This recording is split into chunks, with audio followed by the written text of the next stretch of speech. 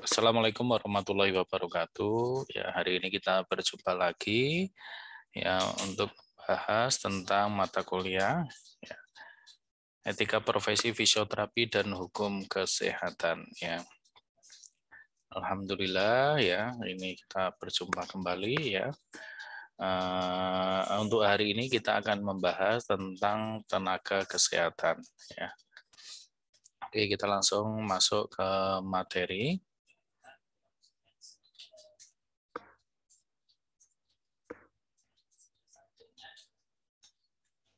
Ya, tenaga kesehatan. Ada yang tahu tenaga kesehatan itu apa? Anda termasuk ya salah satu calon tenaga kesehatan. Ya, nanti di sini ya disebutkan di undang-undang ini salah satunya adalah fisioterapi ya. Jadi kalau legalitasnya ya tidak perlu dipertanyakan lagi ya. Bahwasanya ya Anda secara hukum ada ya. Oke. Ya, hari ini kita akan fokus terkait dengan pembahasan ya, yaitu apa? Tenaga kesehatan menurut Undang-Undang Nomor 36 Tahun 2014. Ya, jadi kita fokus bahas di undang-undang ini ya. Ya, di sini terdapat 16 bab, ya, terus 96 pasal ya. Jadi lebih banyak di Undang-Undang Kesehatan ya. Kalau yang kemarin sampai 200 ya untuk pasalnya. Ya, babnya ada 22 ya. Ya, ini isian babnya yang ada di Undang-Undang Tenaga Kesehatan. Ya, ada ketentuan umum, ya, ada tanggung jawab dan wewenang pemerintah dan pemerintah daerah, ada kualifikasi dan pengelompokan tenaga kesehatan, ya, ada perencanaan, ya, pengadaan dan pendaya gunaan.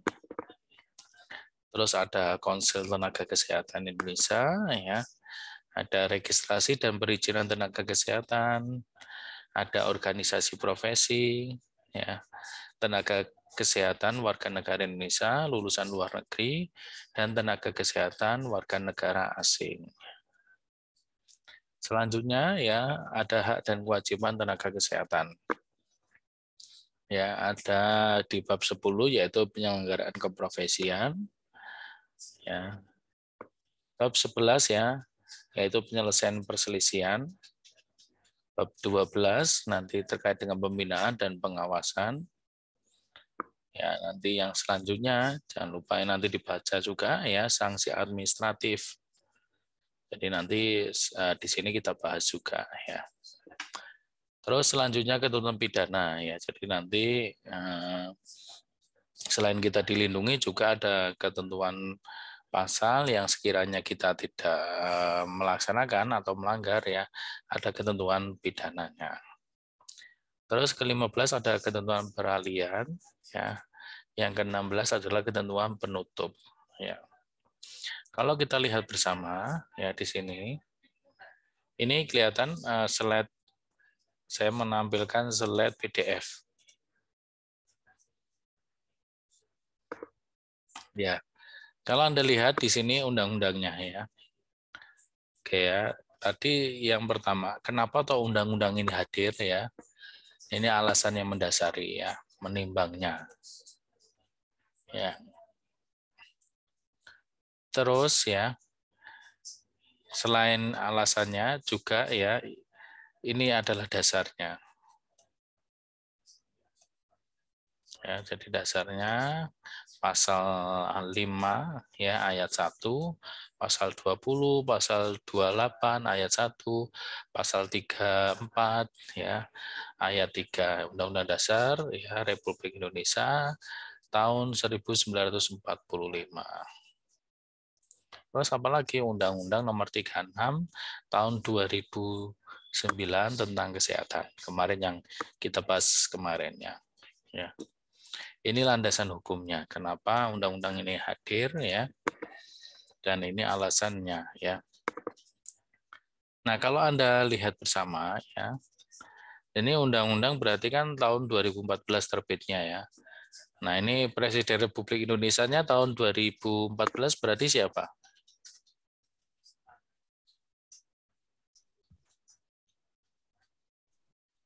Masih ada yang tahu? 2014 presidennya siapa? Bulan apa dulu nih, Pak? Oh iya ya, saat itu pas pergantian ya. Nah, ini berarti lihat tanda tangannya ini ya, bulan berapa gitu ya. Karena di sini akan kelihatan ya, karena pas tahun tersebut pas pergantian presiden ya itu ya. Nah, kalau Anda lihat di sini tanda tangannya adalah bulan Oktober ya. Nah, Oktober tahun 2014 ya. Di sini presidennya masih Doktor ya, Haji Susilo Bambang Yudhoyono ya. Menteri Hukumnya ini ya.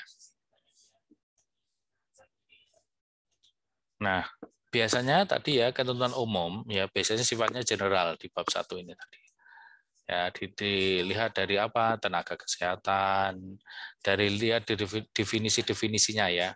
Tenaga kesehatan, ya asisten tenaga kesehatan itu apa, fasilitas itu apa saja ya, upaya kesehatan ya kompetensi ya, uji kompetensi, sertifikat kompetensi, sertifikat profesi, registrasi. Nah, ini biasanya akan dibahas apa di pasal-pasal di bawahnya. Ya, surat izin praktek, surat standar profesi, standar pelayanan profesi, ya, standar prosedur operasional, ya, konsul tenaga kesehatan, organisasi profesi, kolegium, ya, penerima pelayanan kesehatan, pemerintah pusat, pemerintah daerah, menteri, ya. Ya, hukum kesehatan itu ya dibentuk ya ada asas atau landasan atau dasar ya.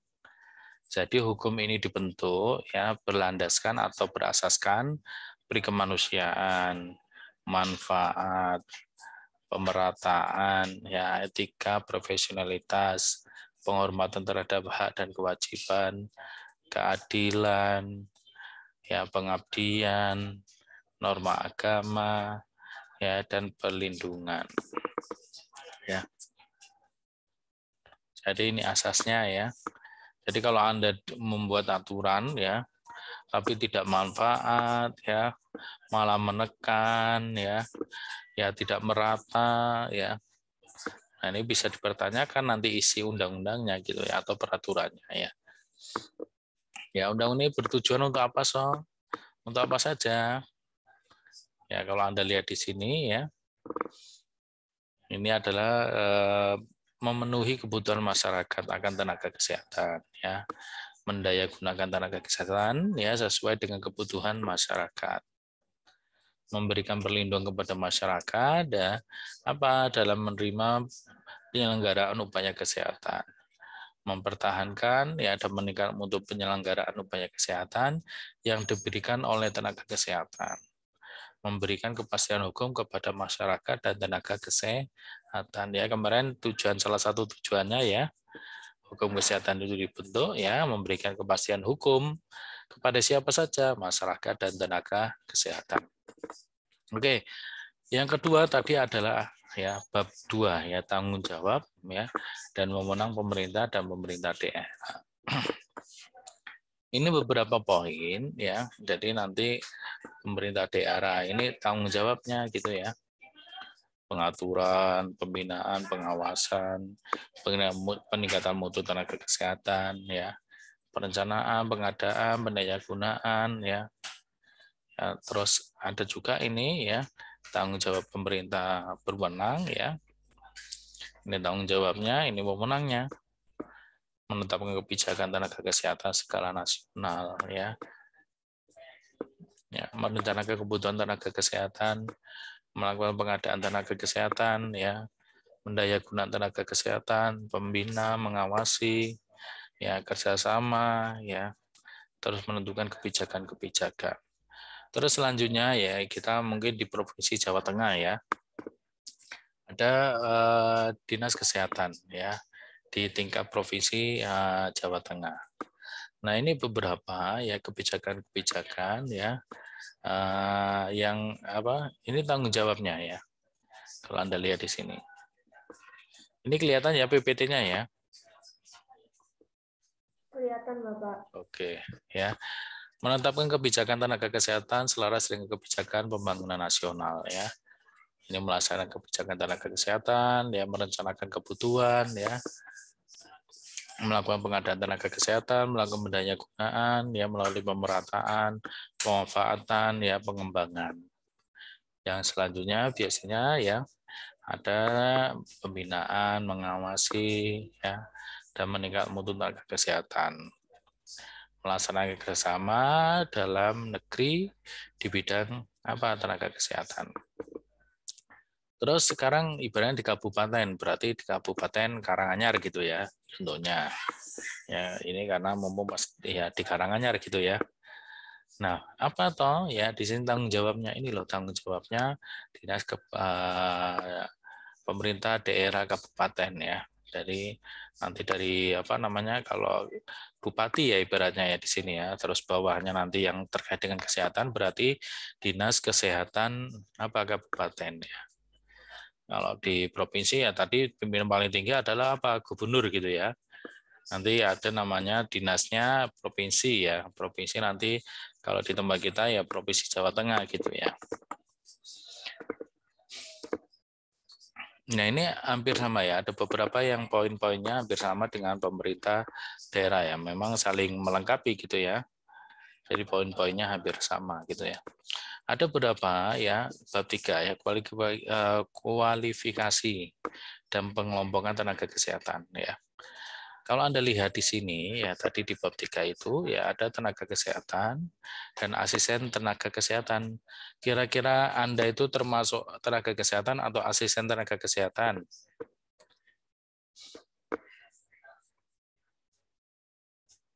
Anda termasuk asisten atau tenaga kesehatan? Tenaga kesehatan ya kalau Anda lihat benar ya. Memiliki kualifikasi minimumnya apa? Diploma 3 ya, kecuali tenaga medis ya. Kalau tenaga medis ya dokter ya strata gitu ya plus profesi gitu ya. Itu lebih lanjut ya ada minimum tenaga kesehatan ya ada diatur peraturan menteri ya. Asisten tenaga kesehatan ya harus memiliki kualifikasi minimum ya pendidikan menengah di bidang kesehatan ya. Makanya ada beberapa ya pendidikan menengah ya Pak SMK ya berarti ya. Sekolah menengah kejurusan gitu ya. D1 juga berarti karena minimum kita tenaga kesehatan adalah D3 ya D1, D2 ya itu masih masuk ya. Makanya kalau kuliah saya juga pernah ngambil D1 ya. Kuliahnya asisten paramedis gitu ya. Untuk apa prodinya gitu ya. Asisten tenaga kesehatan ya supervisinya adalah tenaga kesehatan ya. Nah, ini lihat ya di sini ya, ada pasal 11 tenaga kesehatan ya untuk pengelompokannya ini. Lupa fisioterapi di mana? Fisioterapi poin di sini ya. Jadi tenaga kesehatan keterapian fisik. Kalau Anda lihat di sini.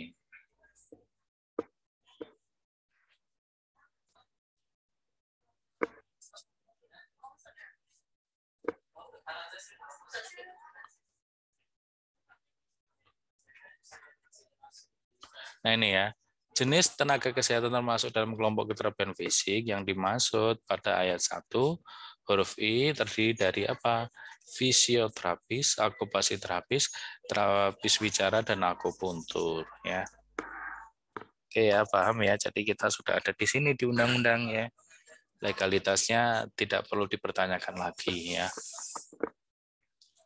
Oke, perencanaan pengadaan dan pendayagunaan. Ya, ini pemerintah siapa saja ya, pemerintah daerah wajib memenuhi kebutuhan tenaga kesehatan ya. Makanya setiap tahun, bulan ya banyak sekali rekrutmen gitu ya, sesuai dengan kebutuhan ya. Jadi ini ya biasanya pendidikannya ya, jumlahnya ya, terus tempatnya di mana sudah ditentukan juga. Ya, kita langsung ke inti-intinya ya.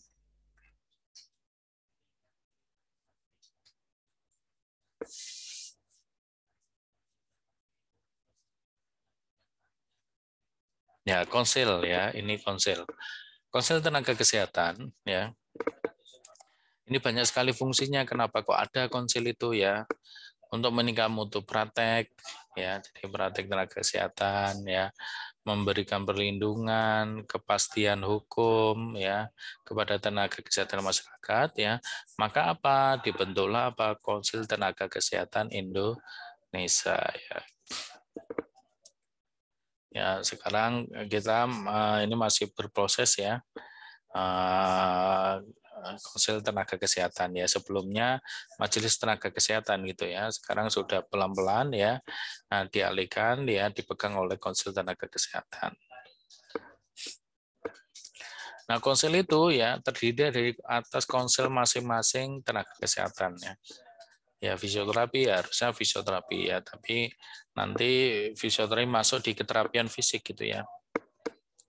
Nah, konsil itu kedudukannya adalah di mana? Di Ibu Kota Negara Republik Indonesia gitu ya.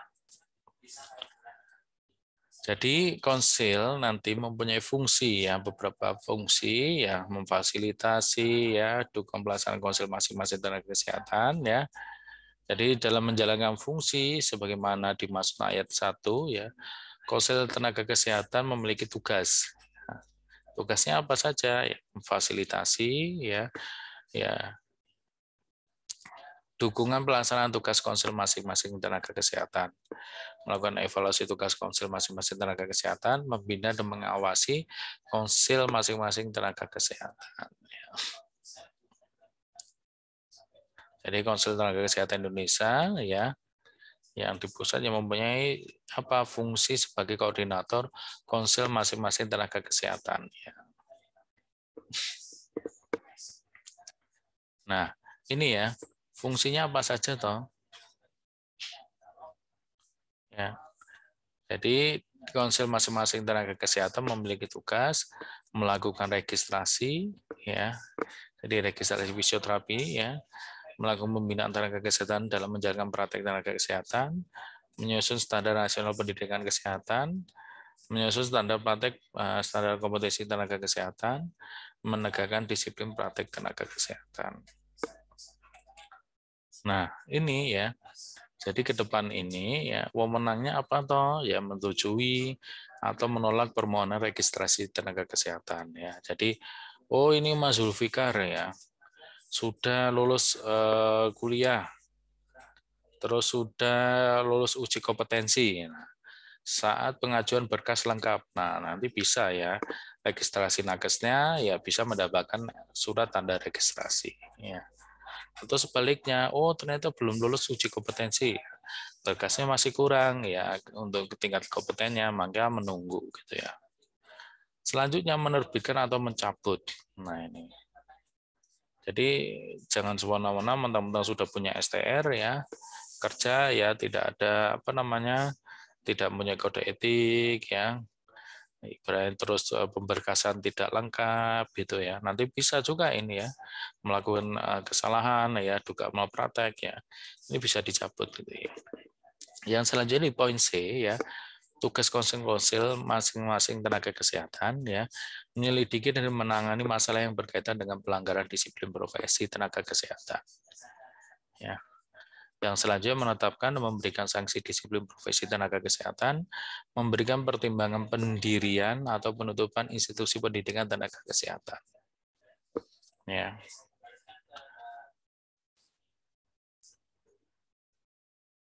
Ya ini kalau ini anggotanya ya. dari beberapa unsur ya, dulu kementerian yang menyelenggarakan urusan pemerintahan di bidang kesehatan, kementerian menyelenggarakan urusan pemerintah di bidang pendidikan, organisasi profesi, kolegium, ya, asosiasi institusi pendidikan, asosiasi fasilitas pelayanan kesehatan, dan tokoh masyarakat. Gitu ya. Ya, registrasi ya, ini beberapa syaratnya. Jadi Anda lulus belum punya ijazah ya belum bisa. Anda lulus tapi tidak mempunyai sertifikat kompetensi atau sertifikat profesi ya tidak bisa. Anda lulus sudah mempunyai dua ini ya tapi tidak ngurus surat keterangan sehat ya belum bisa. Jadi intinya harus lengkap ini. Ijazah, sertifikat kompetensi, surat keterangan sehat, surat pernyataan telah mengucapkan sumpah, pernyataan memantau dan melaksanakan ketentuan etika profesi. Ya ini di-download di link keanggotaan fisioterapi nantinya yang poin E ini ya. STR berlaku berapa tahun? 5 tahun ya. Nah, perizinan ya setelah punya STR Anda harus punya ini surat izin praktek ya. Fisioterapi nanti ya, jadi harus melampirkan apa saja, STR, rekomendasi organisasi profesi dan apa tempat praktek. Ini pembinaan-pembinaan. Ya nanti bisa dari apa namanya? Menteri ya bersama-sama dengan pemerintah daerah, konsel masing-masing tenaga kesehatan dan organisasi profesi. Biasanya kalau pembinaan di awal ya biasanya kalau di tempat kita ya ada kesalahan itu di organisasi profesi ya. Ya. Nanti pemerintah daerah melalui dinas kesehatan bisa seperti itu.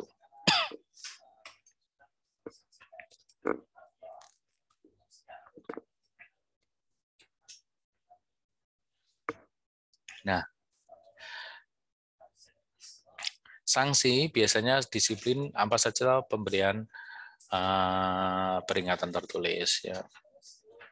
Masih saja melakukan pelanggaran ya, rekomendasi pencabutan STR atau SIP. Terus lanjut kewajiban mengikuti pendidikan atau pelatihan di institusi pendidikan kesehatan. Ya. Anda boleh melakukan praktek lagi setelah mengikuti pelatihan apa saja ya berhubungan dengan kasus tersebut ya juga bisa seperti itu. Nah, organisasi profesi ya. Jadi secara tidak langsung ya jadi setiap nakes itu ada organisasi profesinya ya. Kalau di tempat kita adalah Ikatan Fisioterapi Indonesia ya. Atau ya sekarang berubah berbadan hukumnya yaitu Perkumpulan Fisioterapi Indonesia ya. Nah, ini kalau lulusan luar negeri harus penyesuaian juga ya di Indonesia ya. Jadi tidak bisa semena-mena dokter dari luar negeri langsung praktek di Indonesia ya, tidak ada penyesuaian ya itu tidak bisa gitu ya.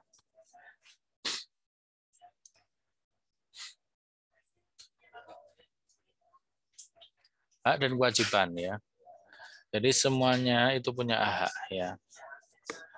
Nah, ini haknya tenaga kesehatan memperoleh pelindungan, memperoleh informasi, menerima imbalan, menerima atas keselamatan, yang mendapatkan kesempatan untuk mengembangkan profesinya, menolak keinginan penerima pelayanan kesehatan atau pihak lain yang bertentangan dengan standar profesi, kode etik, standar pelayanan, standar prosedur operasional, atau ketentuan peraturan perundang-undangan.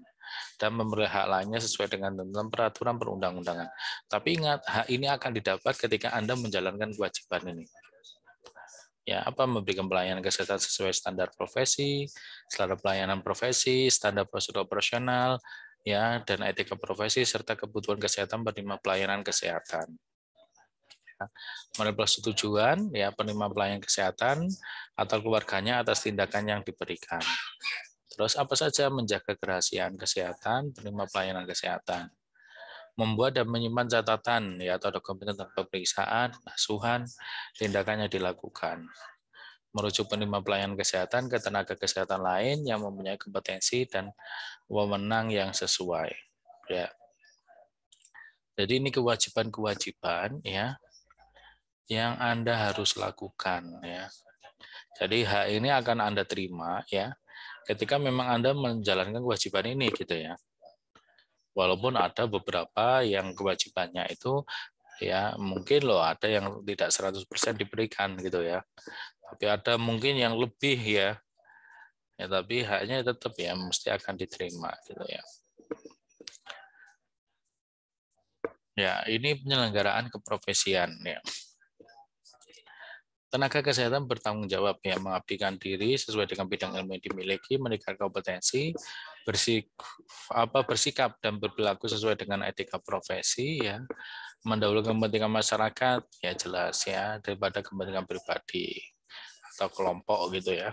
Melakukan kendali mutu pelayanan dan kendali biaya dalam penyelenggaraan upaya kesehatan.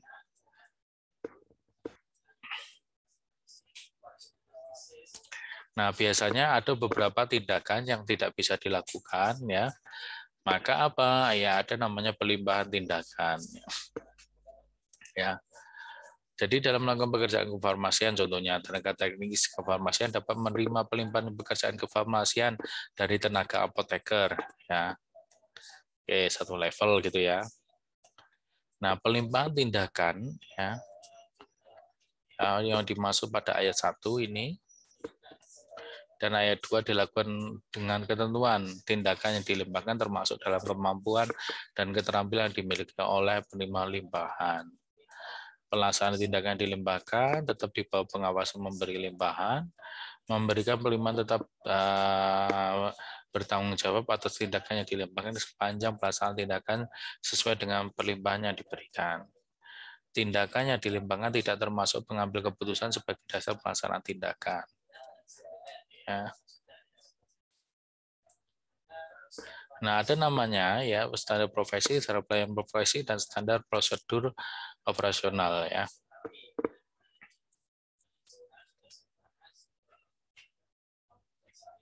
Standar profesi ya dan standar pelayanan profesi ya ini apa ya ditentukan oleh organisasi profesi di bidang kesehatan dan disahkan oleh menteri ya. Jadi yang buat ya yang menyiapkan itu dari OP masing-masing ya. Nanti yang mengesahkan dari menteri. Ya, standar prosedur operasional ya ditentukan oleh fasilitas pelayanan kesehatan. Ya, oke ya. Kalau Anda memberikan tindakan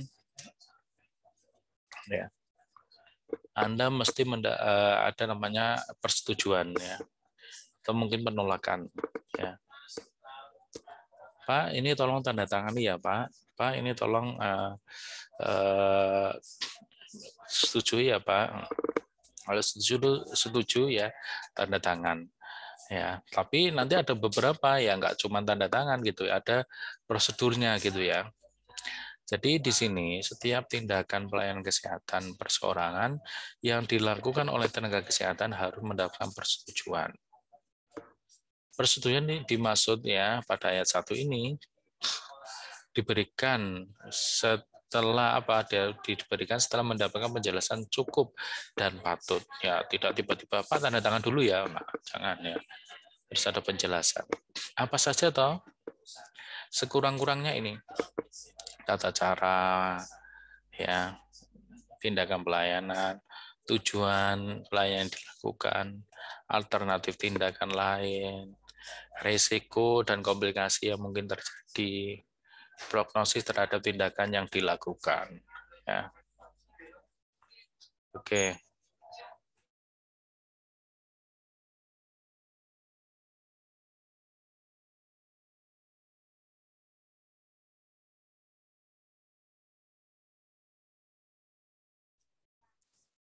Oke. Kalau ada pertanyaan nanti di akhir ya sekalian ya. Nah, ini rekam medis juga ada namanya nanti rekam fisioterapi. Jadi setiap memberikan tindakan ya, jadi wajib membuat rekam medis ya atau rekam layanan fisioterapi ya. Jadi kalau Anda di rumah sakit, namanya siapa? Nisma. Nah, pernah berapa di sini? Ya, pernah. Mana kartunya? Nah, nanti berkasnya sudah ada semuanya. Ya, jadi catatan tindakan sebelumnya juga sudah ada gitu ya. Rahasia kesehatan penerima pelayanan kesehatan ini ya. Jadi jangan sekali-kali ya Anda mempublikasikan, ini pasien saya atas nama Adinda, umur 7 tahun, ini kasusnya CP. Ya. Terus sambil diajak, direkam di video, diupload di YouTube, di WA, ya, di grup. Nah, itu tidak boleh ya, rahasia ya. No name ya, ibarat nama itu harus rahasia. Wajah itu ditutup gitu ya kalau di publik. Ya. Nah ini kalau ada wajar ya Anda sering ada namanya apa namanya gugatan ya karena mungkin layanannya tidak maksimal ya menimbulkan masalah ya. Jadi setiap penerimaan pelayanan kesehatan yang dirugikan akibat apa?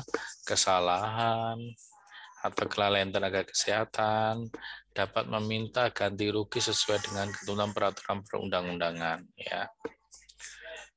Nah, kalau ada masalah tersebut ya, ini penyelesaiannya ya, ini ada beberapa ya diselesaikan terlebih dahulu melalui penyelesaian sengketa di luar pengadilan ya. Nah, biasanya non litigasi lah ibaratnya ya. Jadi penyelesaian melalui mediasi, nah itu ya paling bagus ya. Nah, ini pembinaan. Jadi pemerintah daerah melakukan pembinaan ya dan pengawasan kepada tenaga kesehatan dengan melibatkan konsil ya, dan organisasi profesi ya tadi sudah disebutkan ya. Nah diarahkan untuk apa sih ya dalam pembinaan dan pengawasan ini ya?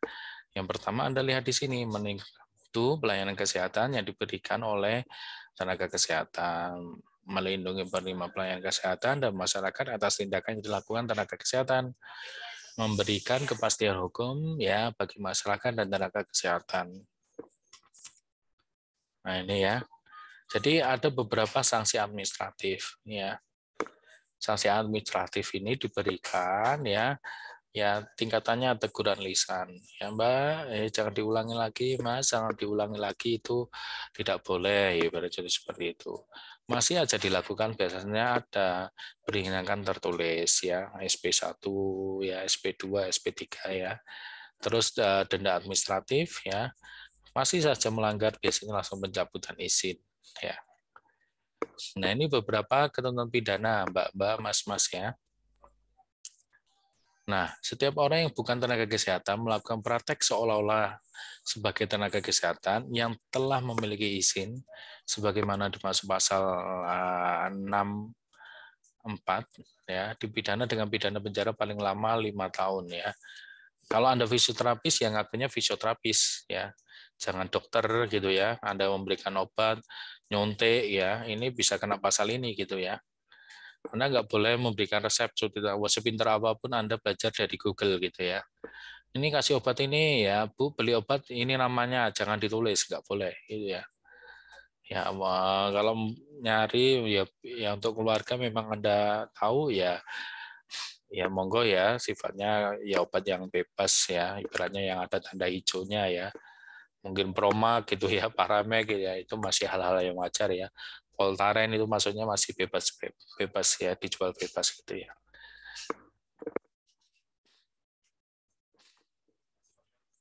Ya, setiap tenaga kesehatan melakukan kelalaian berat ya. Ya, ini kalau luka berat Anda memberikan SPD ya, ini bisa penjara sampai 3 tahun ya. Ini janganlah sekali-kali ya. Makanya kalau Anda memberikan exercise ya benar-benar harus diketahui dosisnya gitu ya ibaratnya. Tapi kalau sampai menimbulkan kematian gitu ya oke, orang kok bisa Mbak ya ibaratnya sakit jantung gitu ya. Anda suruh latihan lari-lari gitu ya. Aktivitas yang berlebihan gitu ya bisa juga ya gagal jantung dan lain ya. Ya ini nggak boleh ya harus dilihat dosisnya dulu ya. Nah, tenaga kesehatan menjalankan praktek tanpa memiliki surat tanda registrasi. Tidak terdaftar sebagai nakes ya. Anda lulus pokoknya lulus saja, tidak ngurus STR ya. Nah, nanti bisa juga kena dendanya itu paling banyak ya. Ini denda paling banyak adalah 100 juta. Ya. Sudah tidak punya STR ya, males ngurusnya ya. Terus ya ini baik tenaga dalam atau luar negeri ya. Jadi tiba-tiba ada klinik ya yang kerja orang luar negeri semua, tapi ternyata tidak punya STR, ya sama, denda paling banyak 100 juta. Anda punya STR tapi tidak ngurus surat izin praktek, ya ini dendanya sama, ya 100 juta. Ya, ya ini bukan aku-nakuti, ini sudah peraturan mulai 2014 gitu ya sampai tahun ini gitu ya. Oke ya, itu saja ya kita diskusi ya di grup ya. Boleh di kolom chat yang mau tanya dipersilakan ya.